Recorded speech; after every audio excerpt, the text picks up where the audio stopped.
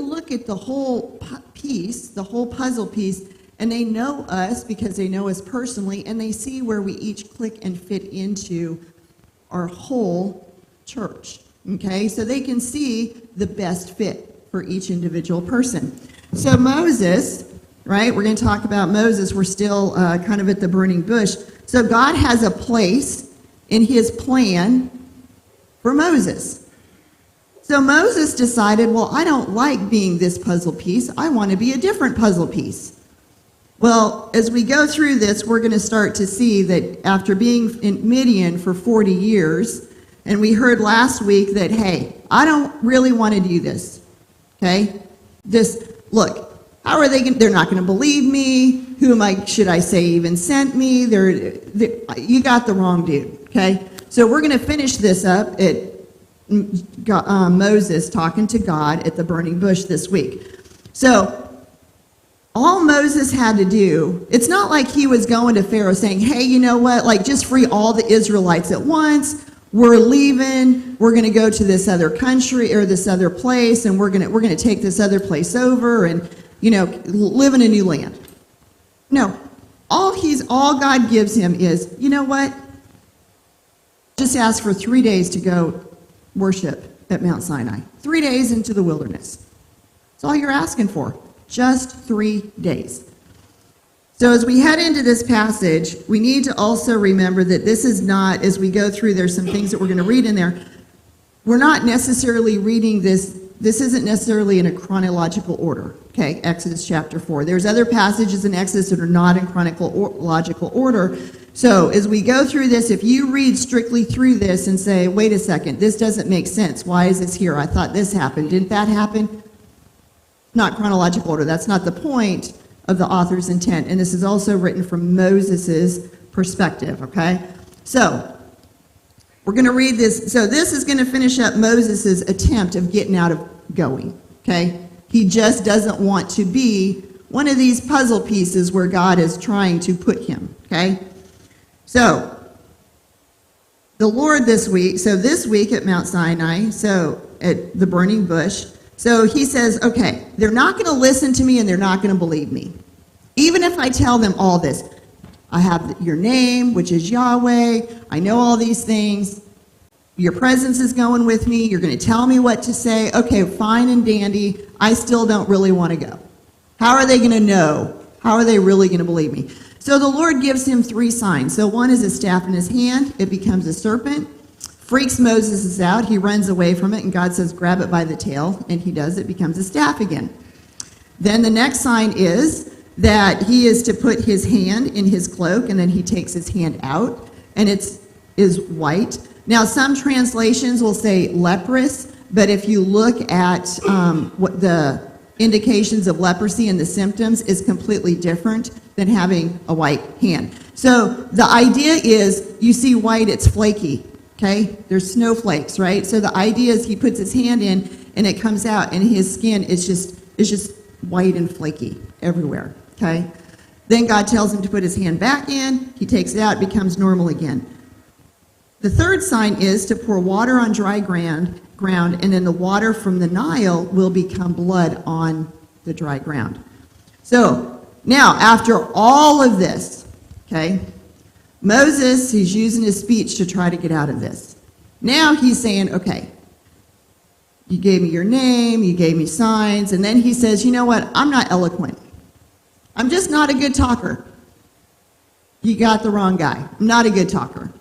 I wasn't before when I was raised in Pharaoh's household. I wasn't a good talker then. I'm slow of speech and tongue. And it's not clear what Moses feels his speech issue is. It could just be that he has a stutter, okay? Might be he stutters when he talks. He says, I'm not eloquent, right?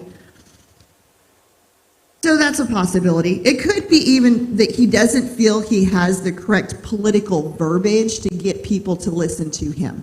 You know, when elections come around and all the political verbiage that they say, like they literally take 10 minutes to say a whole lot of nothing, okay? It might be that Moses is like, I don't have that ability. You got to send somebody else. It's not me, okay? And it could be that could be that. And he knows he's got to address Pharaoh. So he's like, this is not my realm of expertise, okay? Even though he was raised and grew up in Pharaoh's household, had the best training and teaching in all of Egypt, okay? But God says, hey, I made your mouth, your ears, and your eyes. I will go with you, and I'll be your mouth. I will teach you what to speak, okay? Now we finally get to the root of all of this back and forth, okay? Then he comes and says, gets to the bottom of what he's really thinking. He's like, you know what? Can you just send somebody else? Because I don't want to do this. I mean, he could have just led with that, okay? Instead of trying to, he's trying so hard to manipulate God into, getting out of this. He's throwing up excuse after excuse after excuse. And then finally, after all of that didn't work with God, he's like, okay, you know what? Just send somebody else. I don't want to do this. So we're going to read in verses 14 to 17. And we're not reading the whole chapter because we would never get out of here. Christian would cut me off and you guys would be up here singing. So chapter 4, verse 14. Then the anger of the Lord was kindled against Moses, and he said, is there not Aaron, your brother, the Levite? I know he can speak well. Behold, he's coming out to meet you, and when he sees you, he will be glad in his heart. You shall speak to him and put the words in his mouth, and I will be with your mouth and with his mouth, and will teach you both what to do. He shall speak for you to the people, and he shall be your mouth, and you shall be as God to him, and take in your hand this staff, which you shall do the signs. Now, this is a super critical, important point and spot in Israel's history, okay? For a couple reasons. Number one, there had always only been one patriarch, one leader. This patriarch did the offerings, the sacrifices, and also talked to God and went back to their families, people, and told them what God had said, okay? So there had only been one. There was Abraham first, and there was Isaac, then there was Jacob, and kind of sort of Joseph, because he had visions and dreams, and God told him what to do and how to protect his family, right? So they led, God spoke to them, they offered the sacrifices on behalf of the family, but now all of a sudden, Moses says, I don't want to do this, I can't talk, somebody else has got to do it, so God says, all right, let's bring in Aaron, okay? Now we have a co-leading. Notice, God was not surprised by Moses' response because, remember, God is sovereign over all things. He already knows every decision and choice that every person will make. So ironically enough, God had already tapped Aaron and said, hey, you're going to have to go do this for Moses. Because God already knew what Moses was going to say, that he was going to be throwing up excuses to get out of this. He's trying to get out of this. And so he was supposed to meet Aaron. Aaron would do all the same signs that Moses did. So God would tell Moses what to say. Moses would tell Aaron what to say. Okay? Now, in verse 27, God had already told Aaron to go in the wilderness and meet Moses. Then we hear later, Moses didn't wait for Aaron. He goes back to Midian. He didn't even wait. He's like, I'm out of here. He just left. He didn't wait for his brother to show up. Now, in verse 27, God already had told Aaron to go into the wilderness and meet Moses. Now, we don't know exactly when God told Aaron this. Maybe it was a year before. Maybe he said, hey, on this date, I want you to go. Maybe it was just a couple days before he told him to go. We just don't know. I always say if a woman wrote the Bible, Genesis would take up all of this, right? Because, see, we as women, right, we want to know, what happened? Well, what did he say? And when did this happen? And what did you do? And what did they think? And what was their expression like when you said this and that? Like, we want the details, right? Guys are like, this happened, boom, that's it, right? So there's a lot of details and information in here we just don't know and we don't have, okay? So we kind of have to use the information we have in the culture and sort of fit the pieces together, so to speak, okay? So, we don't know what order all of this happened, but what we do know is Moses didn't want to go. God made concessions to have a co-leadership. God never designed for there to be a dual leadership. It was only always supposed to be Moses. See, we know that Moses is sort of a type figure of Jesus. So when Jesus comes on the scene, he fuses it back to one leader. The prophet, the priest, the intercessor, the one. The final sacrifice. Jesus is all of it. See, Moses was only supposed to be the one.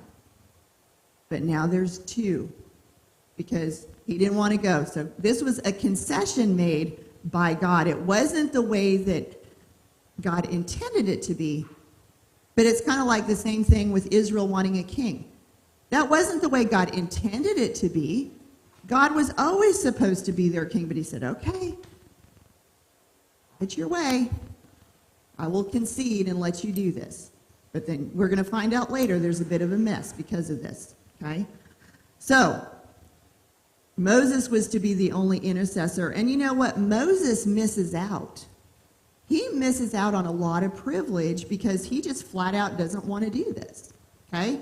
So, God says, hey, well, you know what? We'll bring Aaron into the picture here to help you out, okay? Then we see in verse 18, Moses, he goes and he asks Jethro about returning to Egypt. He doesn't even wait for Aaron to show up, but he goes back, he talks to Jethro. Jethro gives his blessing, but Moses still does not leave and go back to Egypt. God has to go to him again. Like, look, dude, you've got to go. Let's get the show on the road.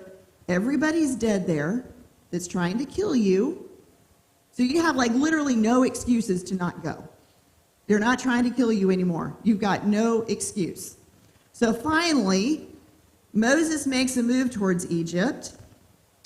Okay, God already warns him, look, you're going to go to Pharaoh. Pharaoh's going to refuse. And what's going to end up happening is God's going to have to end up killing Pharaoh's firstborn. You, Israel, is God's firstborn. So it's going to be the death of the firstborn to free the firstborn, Israel. Which we see that pictured in the New Testament with Jesus. The death of God's firstborn for God's people, to free God's people. So, we're going to jump to 14. Now, this is all very weird because God has been pushing and pushing. He's made all these concessions for Moses. Get your butt to Egypt. Go. Let's get this show on the road. Stop wasting time. Let's just go. Then we see in verse 24, which is very weird. At a lodging place on the way, the Lord met him and sought to put him to death. Then Zipporah took a flint and cut off her son's foreskin and touched Moses' feet with it, and said, surely you are a bridegroom of blood to me. So he let him alone. It was then that she said, a bridegroom of blood, because of the circumcision. Now, God tells Moses, go to Egypt, talk to Pharaoh. He makes all these concessions. Moses drags his feet. Finally, he's on his way, and God wants to put him to death. So this is kind of a super bizarre story, just plopped in here, right? So what does all this mean? And why is God angry? And how does the circumcision of Moses' son fix this issue? Okay? So, I'm going to tell you point blank, I don't really know, but here's some options. Go dig for yourself, all right? Because I could be wrong. I'm just throwing some options out here, okay, that make sense. So, we see, okay, in Exodus 18:2, that at some point Moses had sent Zipporah back to Midian. Now, if a woman would have written this, we would have known when that happened, why it happened, all the circumstances, all the details. We would have known the whole conversation that led up to Zipporah going back to Midian, okay? But we don't have all that. So, we need to ask, does this eat? We don't know, but does it have any relationship with this scene right here? It's possible. We don't know, okay? Remember, there's a lot that we don't know. We just kind of have to piece together from the information we have. So remember, when we talked about was Moses circumcised or not? Because likely his parents would not have circumcised him because they were trying to hide him. And if anybody saw him, they would immediately know he was a Hebrew baby. They need to kill him, okay? So it's quite possible they didn't circumcise him. However, The Israelites, so if we go to Joshua 5, 2 through 9, okay, this is Joshua. They're getting ready to head into the promised land, okay? So this is much later, but it's about circumcision. So at that time, the Lord said to Joshua, make flint knives and circumcise the sons of Israel a second time. I've always wondered about that. Like, how does that happen? Okay. How can you be circumcised a second time? Verse 3, so Joshua made flint knives and circumcised the sons of Israel at Gibeath-Haaraloth, and this is the reason why Joshua circumcised them. All the males of the people who came out of Egypt, all the men of war, had died in the wilderness on the way after they had come out of Egypt.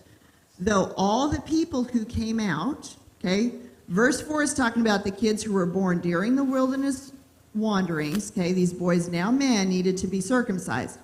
But verse 5 points back to the previous generation. They had been circumcised, yet all the people who were born on the way in the wilderness after they come out of Egypt had not been circumcised. For the people of Israel walked 40 years in the wilderness until all the nation, the men of war who came out of Egypt, perished because they did not obey the voice of the Lord. The Lord swore to them that he would not let them see the land that the Lord had sworn to their fathers to give us, a land flowing with milk and honey. So it's very possible that the Israelites in Egypt practiced what is called Egyptian circumcision. Now, the Egyptians did a circumcision, but it was very different than how God told them to do circumcision.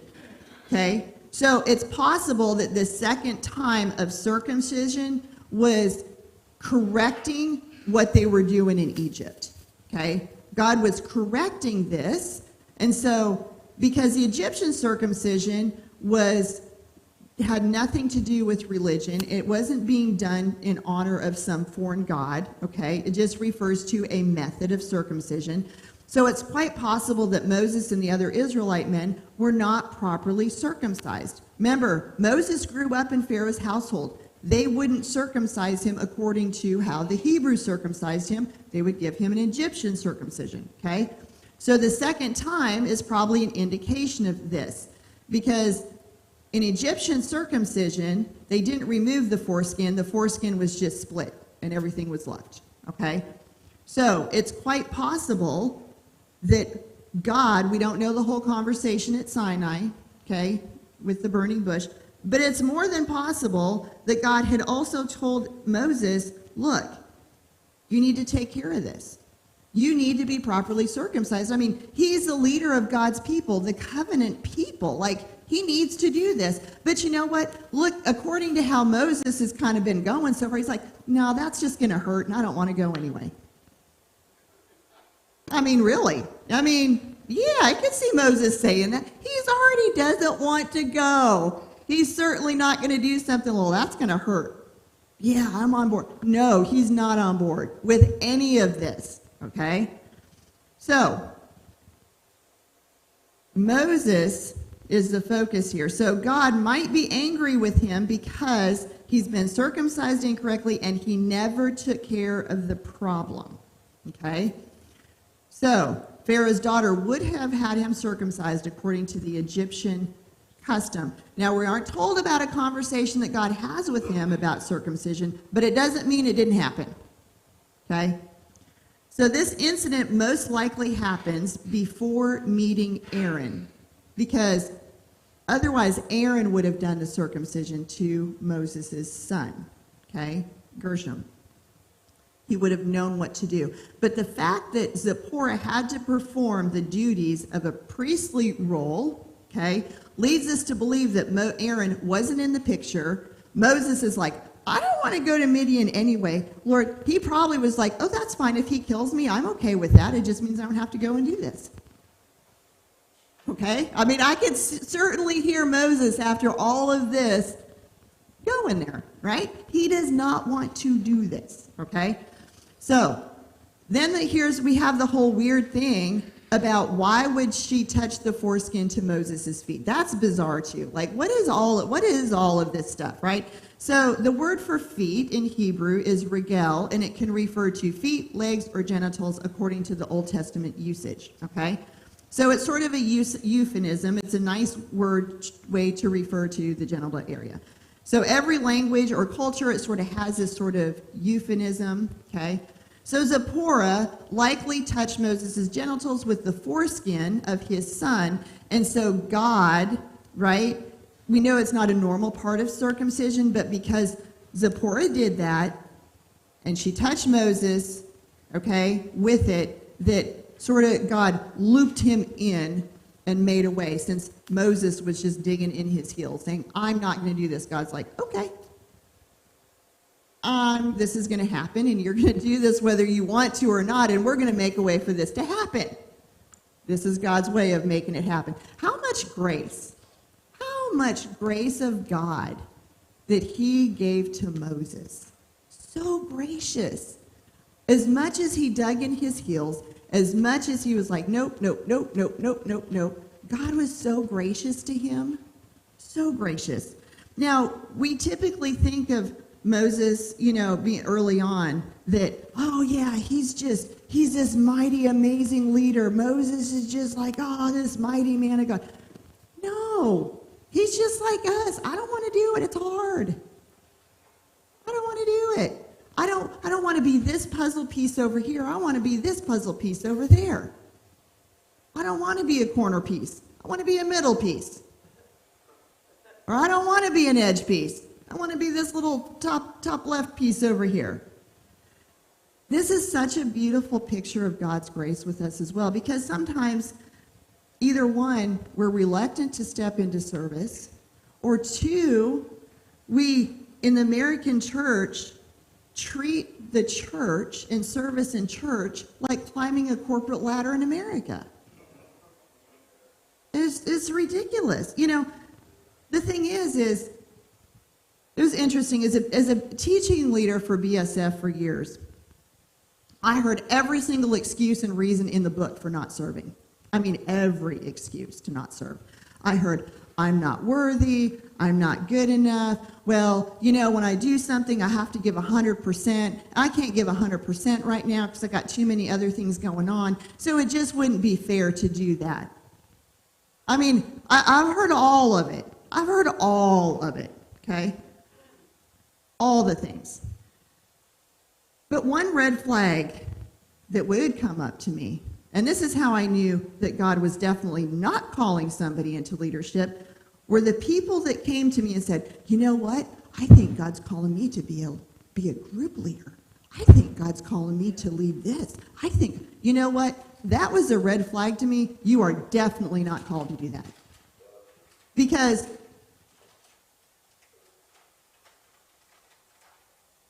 God calls people who have to depend on him. Okay? And just because you want to do a task or a job in ministry doesn't mean that that's where you fit. That doesn't mean that's the purpose and the role that God has designed for you. That would be like me coming up here saying, you know what? Man, you got some new worship team people up here. You know what? I can sing. I want to go up there and sing. So I'm just going to give you guys, I'm just going to be real here. I think it's so cool that you guys can open your mouths like that and you have the most beautiful sound that comes out of your mouths. And it's just beautiful. It's like, it's on key. It's the perfect note. I mean, it's beautiful. I wish I could do that. So I'm like, oh, well, you know what? I'm not happy being the puzzle piece that I am in the church. I want to do that instead. So I'm gonna try to convince Pastor Terry. You let me do this, Pastor Terry. Let me do this. You should let me do this. And I'm going to give him all kinds of little hints and things. I'm going to jump around and sing as loud as I can so that he'll finally put me up there, right? Then he'll put me up there, okay? Because I want to be that puzzle piece. Well, I'm just going to tell you right now, if I ever jumped up there, Christian would turn my mic off. But Pastor Terry would be like, oh, we'll put you up here, but you know what? We're going to just let you just enjoy being up here, and you don't need a mic right now. We'll just work yourself into the mic, because he's so gracious, right? And then he would let me find out on my own, that's not the piece That I'm not that puzzle piece, right? But here's the problem. When we jump in and clamor to fit in to the puzzle where we are not designed to fit, you're stealing somebody else's spot. You are stealing somebody else's blessing of serving in that particular area of ministry. You know, leadership in God's kingdom is quiet and humble. It's not loud. It's not boisterous. It's not, look and listen to what I'm doing. Look at me. Hey, let me get some attention. Well, I want everybody to see I'm doing this. Pay attention to me, right? Give me my plaque. I want my parking spot. Give me my cookie. No, it is humble and glad submission to the authority that God has placed over us in this church. God graciously uses all of us to serve. And you know what? You think, well, I'm not worthy to do that. I'm not worthy to do that. Newsflash, none of us are worthy. I am not worthy to stand up here every Sunday morning. I'm absolutely awed and humbled that God would even allow me to teach his word. God graciously uses everyone to serve. There's no retirement in God's kingdom. There's no vacation time. We are all called to work. But you need to be willing to be content, all of us, and to trust those who God has placed in authority over us and to submit to them as you would God. Because if they have to keep having conversations with us over and over about the one little spot that we're in, because we're trying to jump in everybody else's lane and make our own lanes, right? Don't make your own lane. Well, I'm not getting in anybody else's lane. No, but you're making your own lane wider. Okay? Be content with the size of your lane, the lane that you're in. Maybe you're just supposed to ride a bicycle in your lane. That's okay. That's where you're at. Okay? But if you have a position and a purpose and a spot, and Pastor Terry or the elders have asked you to be in that place, it's because God has tapped them on the shoulder saying, hey, this person, this is the place for this person to serve me. This is what I created them for, okay? But if we're not willing to submit to the authority in our little bicycle lane, then why are we going to expect God to give us a giant Mack truck to drive in a big lane, right? No, because we won't even submit to the authority in the little things.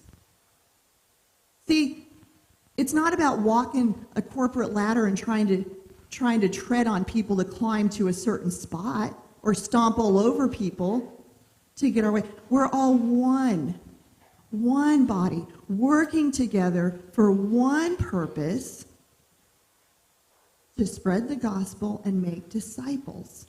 I mean, just like what Israel was doing, right? God was calling them out of slavery.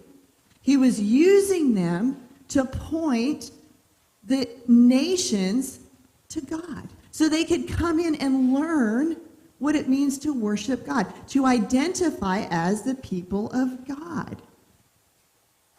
See, our role in our church is to support and help and pray for the leadership that God has given us in this church.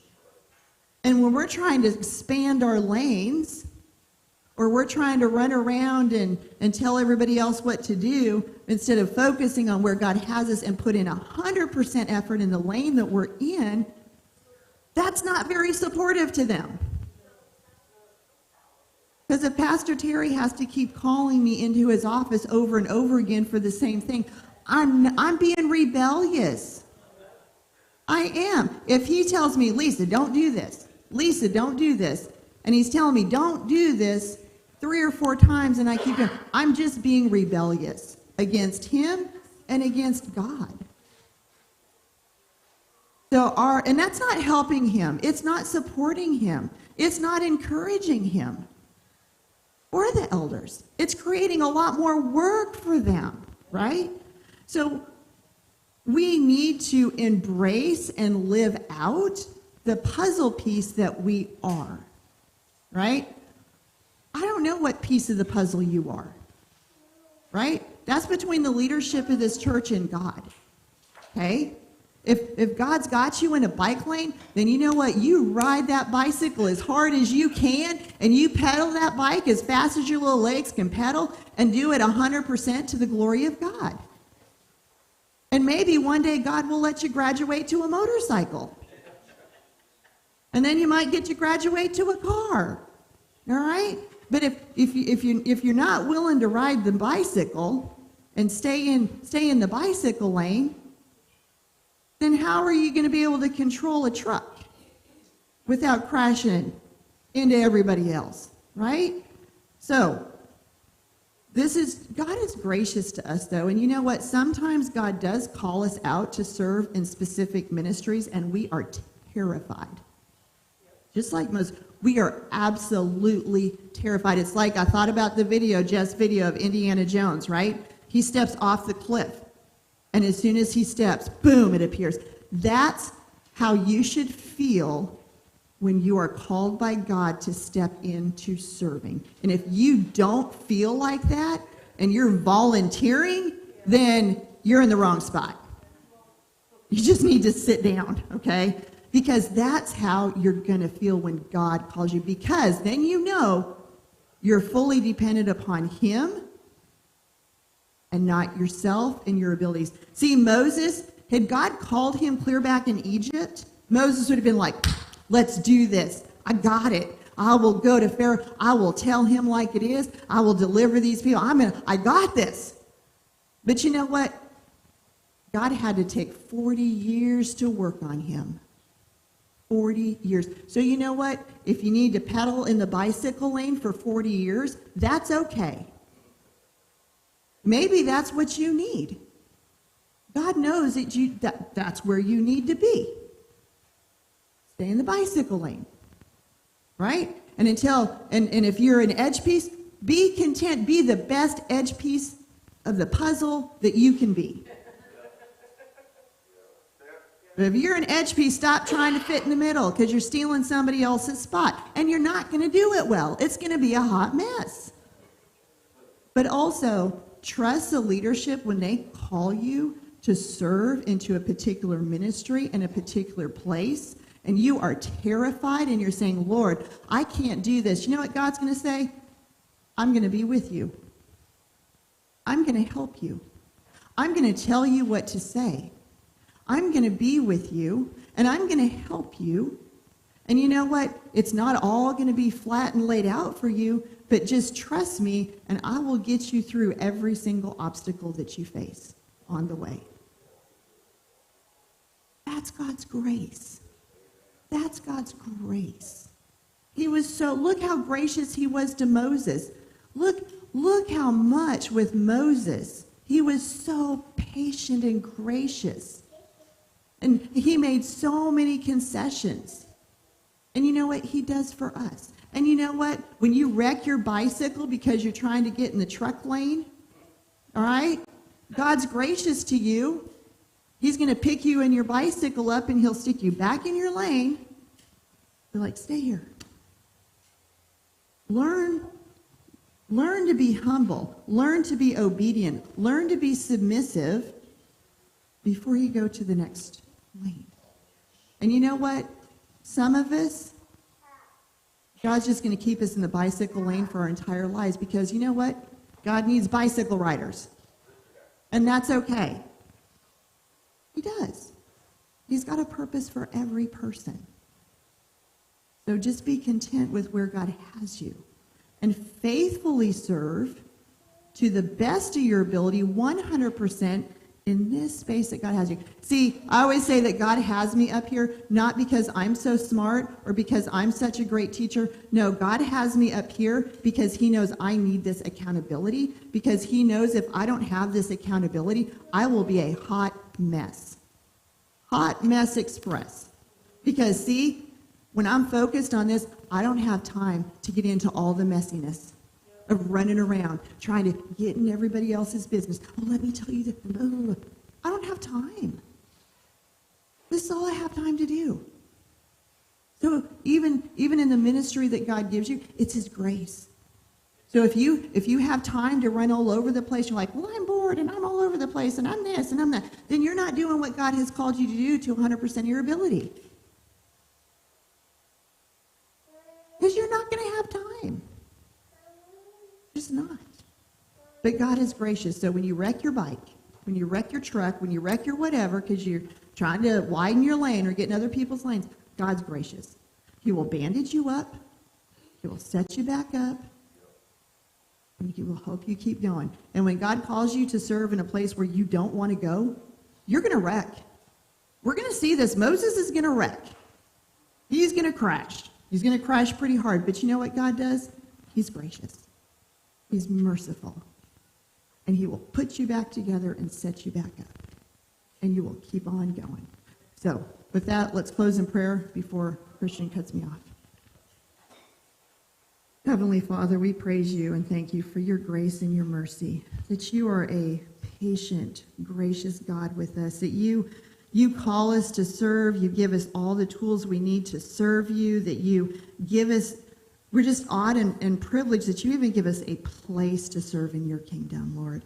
And I pray that for those of us, those in here that are being called to step into greater faith and greater ministry this morning, Lord, as terrified as they are, I pray that You would give them special encouragement and uplift them, Lord, that You would give them an extra measure of Your presence, knowing that they are stepping out in faith, that You will be with them and You will make a way for them to do all that You have called them to do. And I pray for those who are struggling to maybe just be content and humble and submissive with where You have them, Lord.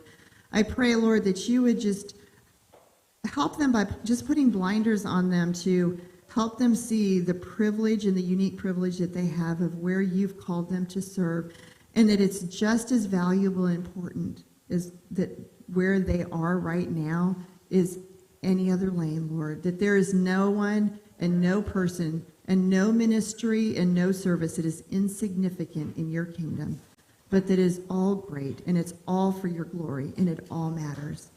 And I pray for our worship time that we would worship and magnify You in spirit and in truth, and that as we hear the message, Lord, that we would be humble, that we would listen, that we would close our mouth and open our ears, Lord, that we would hear more and talk less, so that we hear Your word and that it would penetrate and change our hearts. And we ask these things in Your name. Amen.